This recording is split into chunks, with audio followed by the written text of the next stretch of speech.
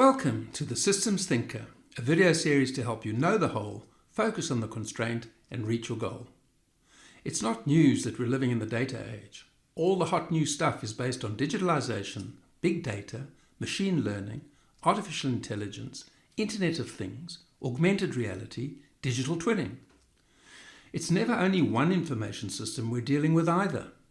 There's the project data, the production data, the maintenance data, and the contractor data. The financial data, materials management data, people data, vendor data, customer data, and even the data about the data. To help with the sense making, we now have so many business intelligence tools to curate all that data, display it in exciting ways, and at the click of a button, arrange it all to help us make better decisions. But what if the data at the base of the mountain is suspect? What if bills of material only have some of the part numbers on them? What if task lists are incomplete and miss necessary process steps?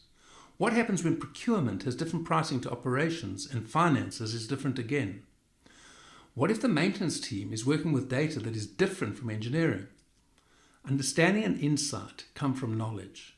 Knowledge is built from information. Information is the answer to the question you ask of the data. If you want better understanding and insight, maintain true data.